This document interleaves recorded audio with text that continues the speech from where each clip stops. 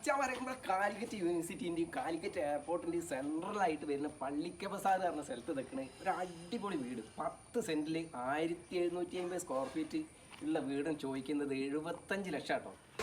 മുറ്റത്തിൻ്റെ സൈഡിലായിട്ട് തന്നെ വറ്റാത്ത കിണർ വെള്ളം ഉണ്ട് കേട്ടോ. നമ്മുടെ അകത്തേക്ക് കയറുമ്പോൾ വലിയൊരു ഡൈനിങ് ഹാള്, അതിൻ്റെ ഇടത് ഭാഗത്തായിട്ട് തന്നെ 12x12 നല്ല അറ്റാച്ച്ഡ് ബാത്റൂമുള്ള ബെഡ്റൂം, പിന്നെ അത് ഇപ്പുറത്തും അതുപോലെ തന്നെ 12x12 അറ്റാച്ച്ഡ് ബാത്റൂം.